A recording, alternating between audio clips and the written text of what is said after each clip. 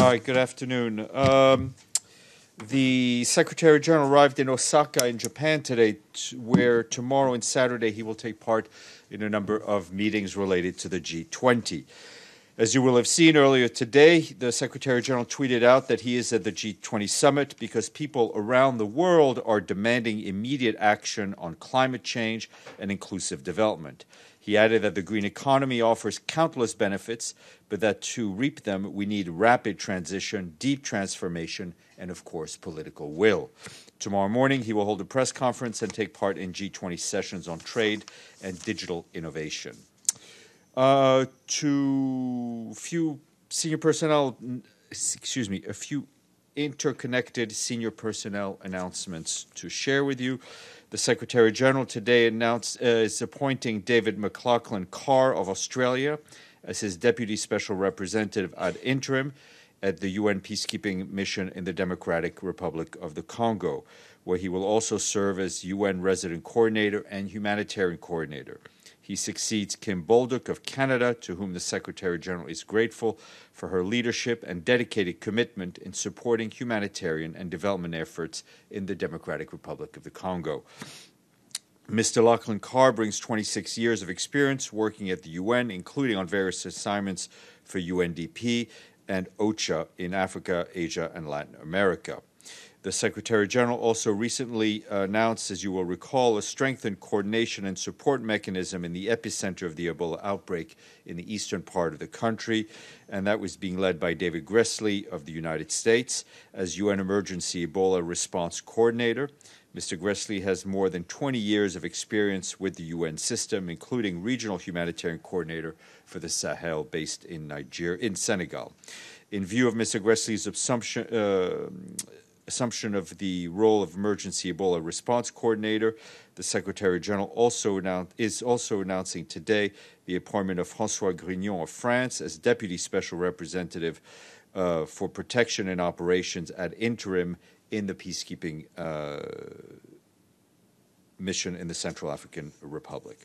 All relevant biodata are in a press release that we're issuing now. And this morning, the Deputy Secretary General, Amina Mohammed, spoke at the Forbes 400 Summit on philanthropy. She told participants that the 17 Sustainable Development Goals provide an excellent foundation for informing and guiding ambitious philanthropic strategies, priorities, and outcomes. However, she stressed that the clock is ticking and we need to accelerate efforts to achieve the 2030 Agenda for Sustainable Development. For this, a more collaborative model of donors, governments, and businesses working together is needed to address pressing issues. Ms. Mohammed also issued a call to all present to identify and pursue the most ambitious contribution that philanthropy can make in achieving the transformation that our planet and its people so desperately need. She also reiterated the UN's commitment to work with them on this end. And tonight, the Deputy Secretary General will travel to Abu Dhabi to attend the climate meeting in preparation of the Climate Action Summit that the Secretary General is convening in September. She will also travel to Saudi Arabia to engage senior government officials and leadership of the Islamic Development Bank on galvanizing support in the region for Climate Action Summit and Sustainable Development high-level meetings in September. She'll be back in New York on July 2nd.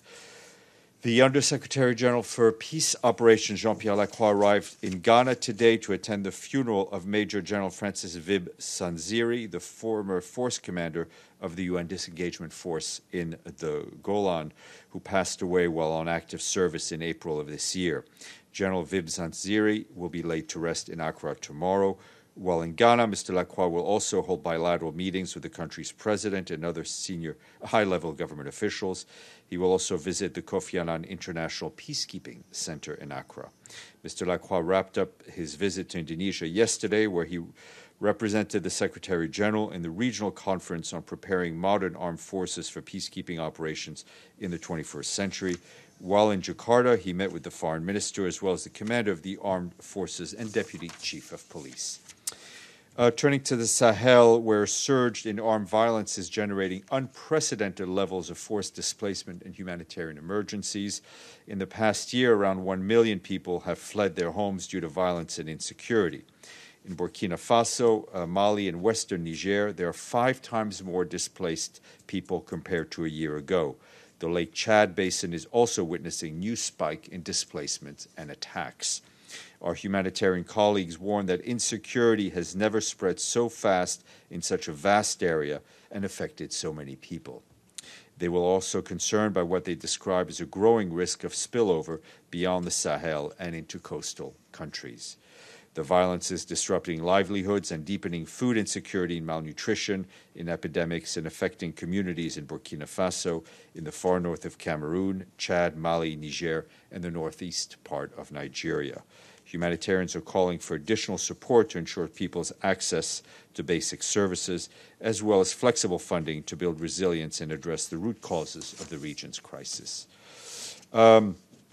Geir Peterson, the special envoy for Syria, briefed the Security Council by VTC this morning.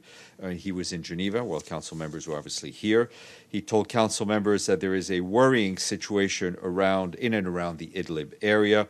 He said that civilians continue to be killed and hundreds of thousands have been displaced in the de-escalation areas in the northwest of Syria. All due protection must be afforded to 3 million civilians in Idlib, he said. The special envoy added that both Turkey and Russia have reassured him that they remain committed to the September 2018 Memorandum of Understanding, but he added that we need to see this implemented on the ground. Mr. Peterson provided details of recent dialogue between the two parties and other officials, saying that he looks forward to consultations in Damascus in the near future. Also today, 11 chiefs of global humanitarian organizations spearheaded the launch of a worldwide campaign in solidarity with civilians under fire in Idlib. Idlib is on the brink of a humanitarian nightmare unlike anything we have seen this century, they warned. Senior humanitarian advisor Najat Roshdi, in a press statement today, also warned that the need to respond to the violence in the de-escalation areas of northwestern Syria, saying that actions must be taken to ensure protection of civilians and civilian infrastructure in the midst of military conflict. More than 300 civilians have been killed, including many women and children, she said. This morning, the Security Council also adopted a resolution to extend the mandate of the Joint African Union UN peacekeeping mission in Darfur until October 31st. And Tadamichi Yamamoto, the special representative of the Secretary General in Afghanistan, condemned the threat from the Taliban this week to turn media outlets into military targets. He called for it to be rescinded, as words must never be met with violence. The only acceptable challenge to words is to advance a better argument, Mr. Yamamoto said. Meanwhile, since the 16th of June, more than 28,000 Afghans have been displaced in Takhar province in the northeast, following military operations by the Afghan National Security Forces and the Afghan National Army against non-state armed groups in Baharak and Namak Ab districts. That's according to provincial authorities. Initial reports indicate that most of the displaced people are living with host families in the provincial capital, and assessment teams have verified 11,000 people as displaced, with assessment continuing. As of today, humanitarian assistance has been provided to over 5,200 people by the World Food Programme, UNHCR, the Afghan Red Crescent, and Concern Worldwide. A couple of more notes, these from the World Health Organization, which today announced sustained progress on the number of trachoma infections. The number of people at risk of the world's leading infectious cause of blindness has fallen from 1.5 billion in 2002 to just over 142 million in 2019. That's a reduction of 91% since 2002. New data represented today also shows that the number of people requiring surgery for trachoma, the late blinding stage, for trachomatis trachiasis, the late blinding stage of trachoma, has dropped by 68%. Nevertheless, trachoma remains endemic in 44 countries and has blinded or visually impaired almost 2 million people worldwide. And today, the World Health Organization also issued a travel-related recommendation to prevent international spread of measles.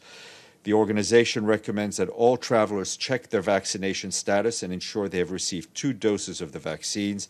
You can check all recommendations online. According to UNICEF, global cases of measles have surged to alarmingly high levels in 2019. In low and middle income countries, large numbers of children go unvaccinated mainly because of limited availability of the vaccine and access to services. But in some countries, including developed countries, anti-vaccine groups have effectively exploited social media, creating confusion and stoking fears among parents. Tomorrow afternoon here at headquarters, UNICEF and the Permanent Mission of Japan will be hosting an event on vaccine hesitancy and online misinformation. Experts will analyze how to improve stagnating or declining vaccination and champions children's rights to immunization. I think that event's taking place around 1:15 tomorrow, and you're all invited. Today is Micro, Small, and Medium-Sized Enterprises Day. This year's theme is, quote, Big Money for Small Business, Financing the SDGs, and it focuses on how small business can help achieve the SDGs, in particular those related to promoting innovation, creativity, and decent work for all. Finally, tomorrow at 11 o'clock, there will be a briefing here by the Office of the High Commissioner for Human Rights with the chairpersons of the human rights treaty bodies. Then at noon, my guest will be Frank Lachko, the Director of Global Migration Data Analysis Center at IOM. He will brief you on the launch of the new report, Fatal Journeys, as it relates to migrants. Masoud. Thank you. Stefan, now that the Secretary General is also in Japan along with President Trump and all the other world leaders, will Secretary General have a conversation with President Trump about lowering the so-called temperature in the Gulf region, where it seems there's imminent threat of a war is still hanging? We will brief you as these conversations happen with readouts. So he will after he. No, I said I will. I don't want to prejudge the meetings. The bilaterals are still being worked out. As they happen, we will brief you. Yes, sir. Yes. We just had an informative press conference by the PGA. So my question to you is, when can we expect a full-fledged press conference in this room by the Secretary General? We will try to schedule one, hopefully maybe before the summer. Yes, Errol. Stefan, I'm struggling with this question, but I hope I will ask you articulate. Hopefully, I won't struggle with the answer. All right, thank you. What is the most important thing that the Secretary General would like to achieve during his presence at the G20 summit, or what is the significance of his presence in Japan right now? Well, his significance, I think, and he said it himself, that he is there because he feels people around the world are demanding action on climate change. They are demanding action on inclusive development, and he is there to represent those voices, in a sense, and to try to galvanize the G20, the group of the 20 largest economies, into action on these issues. Yeah, when you say galvanize, which is obviously the very noble task, bearing in mind that the U.S. is already asking for watering down some kind of document on the climate change, what would be the action of the Secretary General to? This is part of his preparation for his Climate Action Summit, where he would like to see increased political will. I think this is a message that he has repeatedly said, is the lack of political will to move on greening the economy, on green investments, on transformative change. And that's where he will try to push and convince leaders that he meets with. Mr. Abadi. Thank you, Stefan. What's the reaction of the Secretary General regarding the terrorist attack this morning in Tunis that left one dead and several injured? The Secretary General strongly condemns the terrorist attacks that we saw in Tunis today. He expresses his sympathy and support to families of all those affected and to the people and government of Tunisia. Madame, and then, yes. I have a question on Iran. Iran could reach the maximum amount of enriched uranium it is allowed to have by this weekend. Can you comment on this, and what would be the response here at the UN if Iran exceeds the limit? Well, I don't want to speculate on things that have not yet happened. I think the Secretary General, through Mr. Carlo yesterday in an open meeting of Security Council, expressed his concern at the statements made by Iran on that of their intention. He is a firm believer in the usefulness of the JCPOA as a major diplomatic achievement, and would hope that all those parties still abide by it. It's a very strong instrument in terms of nuclear non-proliferation. Stefan, do you have any comments on the news in the last 10 days regarding in the U.S. the detention centers and how immigrants are treated and children, and whether there was also anyone from the UN who was able to go into these centers and see the situation? Did you ask at all to... I'm not aware that anyone from the UN went, but I would refer you to the statement released yesterday by Henrietta Fore of UNICEF on this issue. The